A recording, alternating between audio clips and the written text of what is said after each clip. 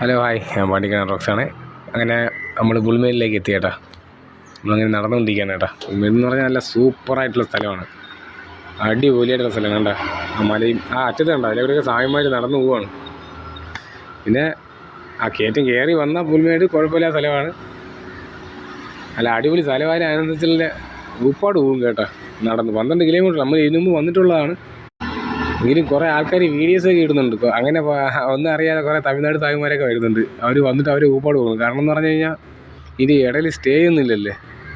അവരൊക്കെ കുറേ വീഡിയോസ് കണ്ടിട്ട് വരുന്നതാണ്.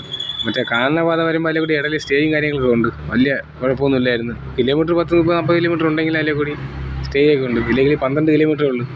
ഇടയിൽ വിരിപ്പൊന്നുമില്ല. അപ്പോൾ അപ്പുറത്ത് കടന്ന് പോയേ പറ്റുള്ളൂ. എന്താ ഇതൊക്കെ ആനച്ചാലാണ്. എന്താ ഇതൊക്കെ ആന വെള്ളം കുടിക്കാൻ വരുന്ന സ്ഥലമാണ്. ഇവിടെയൊക്കെ ആനപ്പുണ്ടാവും. ആനയുടെ കാൽപാദം ഇഷ്ടംപോലെ.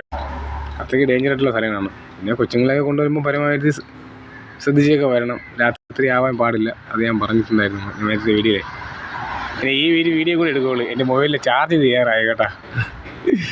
ഇല്ലെങ്കിൽ അങ്ങോട്ടുള്ള വീഡിയോ എടുത്ത് തന്നേരെ. ഹായ്. പിന്നെ കൊള്ളാം, നല്ല സൂപ്പർ സ്ഥലമാണ് ഇത്. അപ്പുറത്തും 12 കിലോമീറ്റർ ഉണ്ടെങ്കിൽ നല്ല ഊപ്പാട് വരുന്ന സ്ഥലമാണ്. അതിമനോഹരമായിട്ടുള്ള സ്ഥലമാണ്. കൊള്ളാം. ഇങ്ങനെ നമ്മൾ നടന്നുകൊണ്ടിരിക്കുകയാണ്.